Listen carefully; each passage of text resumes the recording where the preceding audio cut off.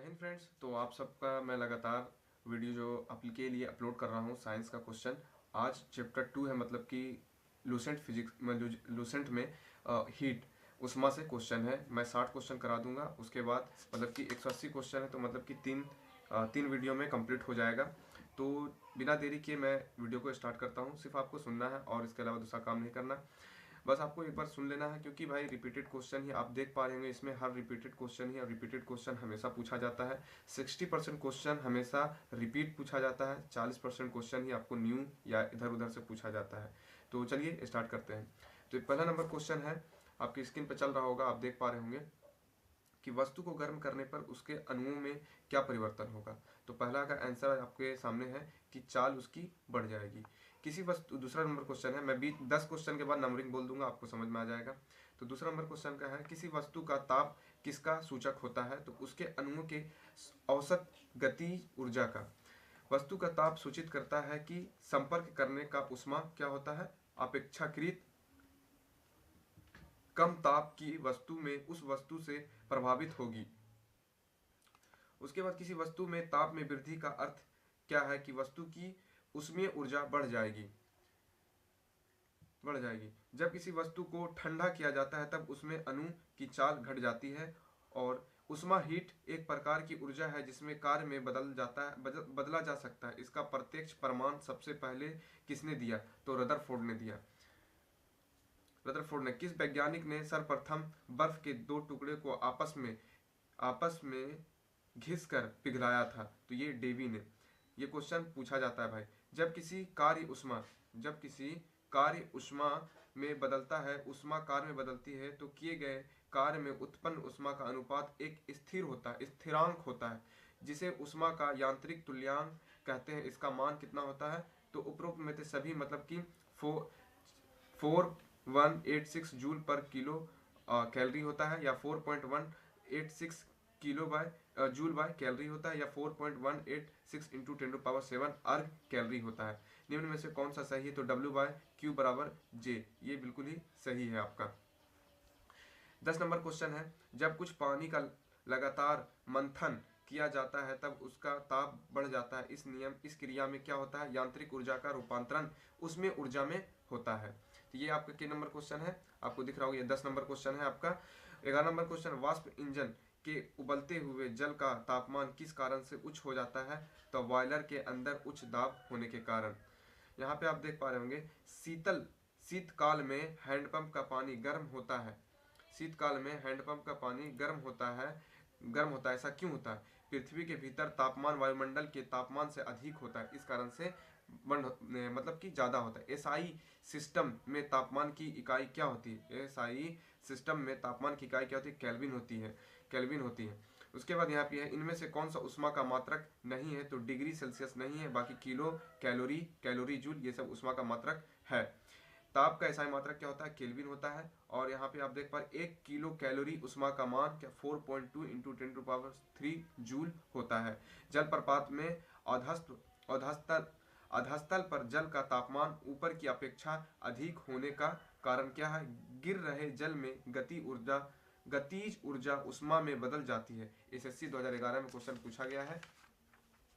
उसके बाद यहाँ पे हम आएंगे नीचे क्वेश्चन पे। आपको मैं थोड़ा ये जूम कर दे रहा हूँ ताकि आसानी हो थोड़ा सा मुझे भी बताने में और आपको देखने में भी। आपको क्लियर दिख रहा होगा। तो यहाँ पे मैं बताना चाहूँगा आपको कि जो गर्मियों में तापमान 46 डिग्री सेल्सियस से हो जाने पर भी ऊंट गर्मी में राहत महसूस करता है। ऐसा क्यों होता है। अपने शरीर के तापमान को 42 डिग्री सेल्सियस तक बढ़ाकर। बर्फ में दाब बढ़ने पर उसका गलनांक क्या होता है, घट जाता है। उसके बाद यहाँ पे तापमान युग्म तापमापी किस सिद्धांत पर काम करता है। तो यहाँ पे पेट्रियल के प्रभाव पर काम करता है। सॉरी, मैं यहाँ पे एक क्वेश्चन भूल गया, 20 नंबर। गैस तापमापी में द्रव्यमापियों की तुलना में ज्यादा संवेदनशील होती है, क्योंकि गैसों का प्रवास गुणांक अधिक होता है। बी नंबर इसका सही उत्तर है। 22 नंबर क्वेश्चन पे आएंगे हम। और 22 नंबर क्वेश्चन यहाँ पे, अधिकतम ऊंचाई तापों की माप की जाती है पूर्ण विकिरण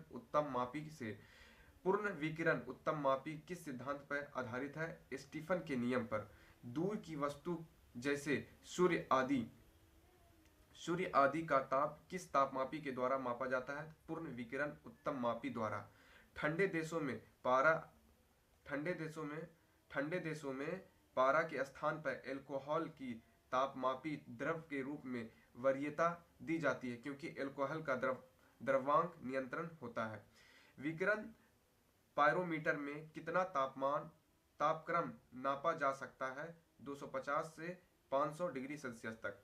थर्मोकपल ताप युग्मक द्वारा बनाया जाता है, दो असदृश धातुओं द्वारा। सूर्य का ताप मापा जाता है पायरोमीटर तापमापी द्वारा। निम्नलिखित में से तापमापियों में से किसे पायरोमीटर कहा जाता है? विकिरण तापमापी को। निम्नलिखित में से कौन सा सही है? F-32/9 बराबर C/5। सेल्सियस तापक्रम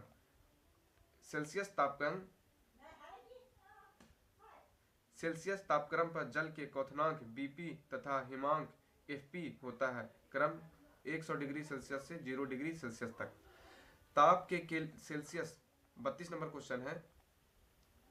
ताप के सेल्सियस पैमाने पर परम शून्य ताप होता है -273 डिग्री। इस पे सब कुछ शून्य होता है। केल्विन माप में मानव शरीर का सामान्य ताप 310 डिग्री। कौन सा तापमान सेंटीग्रेड और फ़ारेनहाइट दोनों मापक्रमों में एक समान है? तो -40 डिग्री। 35 नंबर क्वेश्चन है। न्यूनतम संभव ताप -273 डिग्री सेल्सियस होता है। फ़ारेनहाइट स्केल पर किस वस्तु का ताप 212 डिग्री फ़ारेनहाइट है? सेल्सियस पैमाने पर उस वस्तु का ताप होगा 100 डिग्री सेल्सियस। सेल्सियस पैमाने का 0 डिग्री सेल्सियस फ़ारेनहाइट स्केल के कितनी डिग्री के बराबर होगा? तो ये होगा 32 डिग्री सेल्सियस के बराबर। सेल्सियस पैमाने का 0 डिग्री फ़ारेनहाइट स्केल के कितने डिग्री के बराबर होगा? तो 32 डिग्री सेल्सियस के बराबर। मानव शरीर का सामान्य तापक्रम 98.4 डिग्री फ़ारेनहाइट, इसके बराबर डिग्री सेल्सियस में कितना होगा? तो ये 36.89 डिग्री सेल्सियस। फ़ारेनहाइट तापक्रम पर सामान्य वायुमंडल दाब में उबलते पानी का तापमान होता है 212 डिग्री फ़ारेनहाइट। दिल्ली में जल का क्वथनांक 100 डिग्री है, तो मसूरी में जल का तापमान क्या होगा? तो ये 100 डिग्री सेल्सियस से कम होगा। उसके बाद यहाँ पे है 41 नंबर क्वेश्चन। एक मनुष्य का तापक्रम 60 डिग्री सेल्सियस है, तो उसका तापक्रम फ़ारेनहाइट में क्या होगा? 140 डिग्री फ़ारेनहाइट होगा। किसी वस्तु के शरीर का सामान्य तापक्रम क्या होता है? 98 डिग्री फ़ारेनहाइट होता है। और फ़ारेनहाइट पूछेगा, देखिए आरआरबी 2002 में क्वेश्चन पूछा गया है, आपके सामने है भाई। ये सब क्वेश्चन नॉर्मली पूछा जाता है, आप इसको याद रखेंगे। तप्त जल के थैलों में जल का प्रयोग किया जाता है, इसकी विशिष्ट ऊष्मा अधिक है। धातु की चायदानियों में लकड़ी के हैंडल क्यों लगाए जाते हैं? लकड़ी ऊष्मा की कुचालक होती है। जब गर्म पानी को मोटे कांच के गिलास के ऊपर छिड़का जाता है तो वह टूट जाता है, इसका क्या कारण है? अचानक ही गिलास विस्तारित हो जाता है।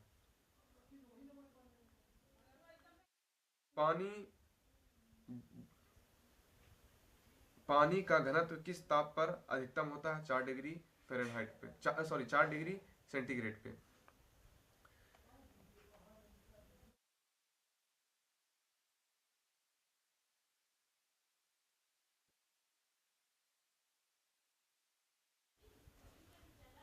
जब बर्फ को 0 डिग्री सेल्सियस से 10 डिग्री तक गर्म किया जाता है तो जल की आयतन पहले से कम होता है और उसके बाद बढ़ती है। यदि जल को 10 डिग्री सेल्सियस से 0 डिग्री तक ठंडा किया जाता है तो जल का आयतन 4 डिग्री सेल्सियस तक कम होगा, फिर बढ़ेगा। साइकिल के ट्यूब अधिकांशतः गर्मियों में क्यों फटते हैं? गर्मी के कारण ट्यूब फट जाते हैं। शीशे की छड़ जब भाप में रखी जाती है इसकी लंबाई बढ़ जाती है, परंतु इसकी चौड़ाई अवस्थित रहती है, मतलब कि वो कुछ नहीं, वो परिवर्तित रहता है, जो है वही रहेगा। लोलक घड़ियां गर्मियों में सुस्त क्यों हो जाती हैं? क्योंकि लोलक की लंबाई बढ़ जाती है, जिस कारण से दोलन में लगा हुआ समय बढ़ जाता है। लोलक घड़ियां गर्मियों में सुस्त क्यों हो जाती हैं? लोलक की लंबाई बढ़ जाती है, जिस कारण इकाई दोलन में लगा हुआ समय बढ़ जाता है। एक धातु ठोस गेंद के अंदर कठोर कोटर है। जब इस धातु की गेंद को गर्म किया जाता है तो कोटर का आयतन क्या होगा, बढ़ेगा। जब किसी बोतल में पानी भरा जाता है और उसे जमने दिया जाता है तो बोतल टूट जाता है। ऐसा क्यों होता है? पानी जमने पर फैलता है। अत्यधिक शीत ऋतु में पहाड़ों पर पानी की पाइपलाइन फट जाती है। इसका क्या कारण है? पाइप में पानी जमने से फैल जाता है। ये यूपीपीसीएस 1995 में पूछा गया क्वेश्चन है। दो रेल पटरियों के मध्य जोड़ पर एक छोटा सा खाली स्थान छोड़ दिया जाता है। ऐसा क्यों? क्योंकि धातु गर्म होने पर फैलती है तथा ठंडी होने पर संकुचित होती है। किसी झील की सतह पर पानी बस जमने ही वाला है। झील के अतः स्थल पर जल का क्या तापमान होगा? 4 डिग्री सेल्सियस। शीतकाल में जब ठंडे से जल जम जाता है तब मछलियां और अन्य जल जीव जीवित रहते हैं, क्योंकि जल के केवल ऊपरी परत ही जमता है, अन्य गर्म स्थानों। उसके बाद 58 नंबर क्वेश्चन है। 58 नंबर क्वेश्चन, उष्मा की संरचना की विधि है उपरोक्त में से सभी, मतलब चालन, संवहन और विकिरण। उष्मा के संरचना की किस विधि के पदार्थ में अणुओं को एक स्थान से दूसरे स्थान तथा स्वयं नहीं होता है? चालन। द्रवों तथा गैसों में उष्मा का स्थानांतरण निम्नलिखित में से किस विधि द्वारा होता है? तो संवहन के द्वारा होता है। तो भाई मैंने आपको ये 60 क्वेश्चन करवा दिया है और 60 क्वेश्चन इंपॉर्टेंट, मतलब कि इसमें 180 क्वेश्चन है, तो 2-3 वीडियो में आपका कंप्लीट मैं करा दूंगा हीट। बस आपको सुनना है, इसके अलावा और कोई काम नहीं है। आपके सामने क्वेश्चन भी आपको क्लियर ही दिखता होगा, मुझे उम्मीद है। और वीडियो को ज़्यादा से ज़्यादा शेयर करें और सब्सक्राइब जरूर करें। आज के लिए इतना ही। जय हिंद।